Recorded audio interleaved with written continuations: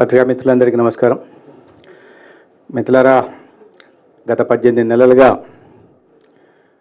ఈ రాష్ట్రంలో సంక్షేమం అభివృద్ధికి పెద్దపీట వేస్తూ కూటమి నాయకత్వం, ముఖ్యమంత్రి చంద్రబాబు నాయుడు గారి నాయకత్వంలో, ఉప ముఖ్యమంత్రి పవన్ కళ్యాణ్ గారి నాయకత్వంలో రాష్ట్రాన్ని ప్రగతి పదంలో ముందుకు తీసుకెళ్లే ప్రయత్నం చేస్తుంది.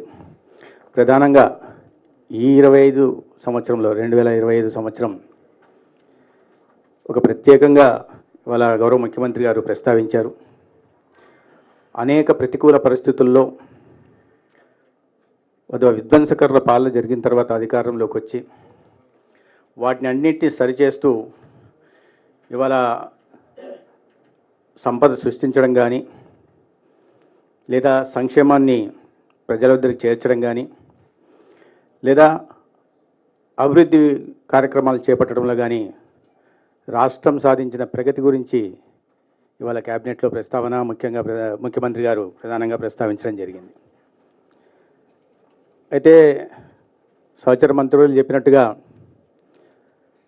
ఆర్థిక వనరులు లేమి ఉన్నప్పటికీ కూడా ఇచ్చిన మాట ప్రకారం ప్రతి ఒక్క పథకాన్ని దేశంలో ఏ రాష్ట్రంలో లేని విధంగా సమర్థవంతంగా అమలు చేయడమే, ఎటువంటి దాంట్లో రాజకీయ కోణాలు లేకుండా ప్రజల వద్దకు సంక్షేమాన్ని చేరుస్తున్నారు.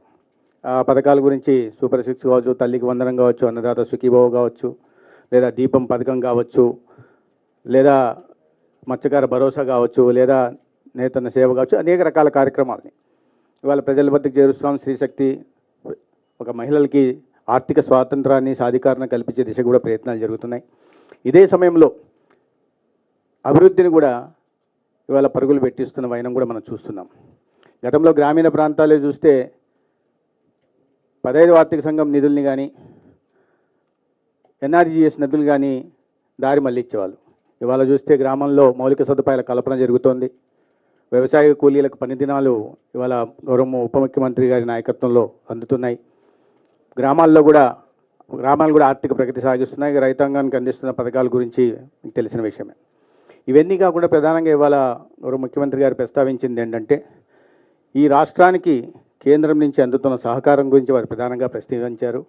అమరావతిలో ఒక అద్భుత రాజధాని నిర్మాణం గురించి కానీ, లేదా పోలవరం గురించి కానీ, లేదా రైల్వే జోను, అదేవిధంగా బల్క్ డ్రగ్ పార్కు, ప్రధానంగా ఈ గ్రీన్ హైడ్రోజన్ కారణంగా గతంలో విశాఖపట్నంకు వచ్చినప్పుడు ఒకటే రోజు 2,10,000 కోట్ల వివిధ అభివృద్ధి కార్యక్రమాలకి, రాజధాని ప్రాంతంలో 56,000 కోట్ల వివిధ అభివృద్ధి కార్యక్రమాలకి, ఇటీవల రాయలసీమ ప్రాంతానికి వచ్చినప్పుడు 13,500 కోట్లు వివిధ అభివృద్ధి కార్యక్రమాలకి, ఇంత పెద్ద ఎత్తున దాదాపు 3 లక్షల కోట్ల పెట్టుబడుల్ని ఇవాళ మౌలిక సదుపాయాల కల్పన, తద్వారా సంపదను సృష్టించాలని తీసుకొచ్చిన కారణంగా ఇవాళ మన ఉత్పత్తి కూడా గ్రోత్ రేట్ కూడా 11% దాటింది. కానీ లక్ష్యం 15%గా పెట్టుకున్నాం. లక్ష్యం దిశగా సాగుతున్నాం.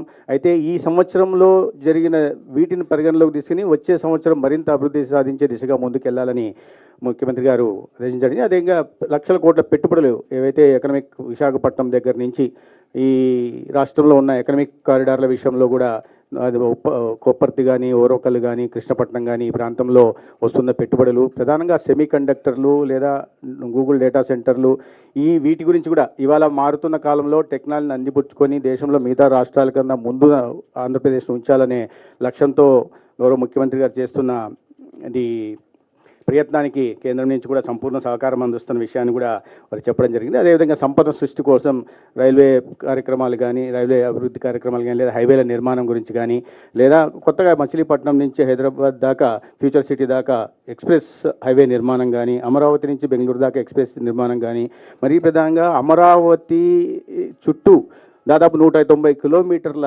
38,000 కోట్లతో 190 కిలోమీటర్ల ఔటర్ రింగ్ రోడ్డు కారణంగా అమరావతి సంపదను కూడా హైదరాబాద్ దాటిపోయేలాగా మిగతా అన్ని మెట్రో పట్టణాలతో పోటీ పడేలాగా చేస్తున్న వైనాన్ని కూడా వారు చెప్పడం జరిగింది. గతంలో అన్ని కేంద్ర ప్రభుత్వ పథకాలను రద్దు చేయడం కానీ, లేదా దానికి ఉద్దేశించిన నిధుల్ని దారి మళ్లించడం కానీ జరుగుతుంటే ఇవాళ ప్రతి కేంద్ర ప్రభుత్వ పథకాన్ని కూడా అమలు చేస్తూ ఇవాళ అన్ని అభివృద్ధి కార్యక్రమం ముందు తీసుకెళ్లే ప్రయత్నం రాష్ట్రంలో జరుగుతూ ఉంది. ప్రధానంగా గతంలో పేర్ల గురించి తెలుసు, ఏదొచ్చినా కూడా సొంత పేర్లు పెట్టుకునే ఒక విపరీత మానసిక తత్వం కలిగిన వాళ్ళు ఉండేవాళ్ళు.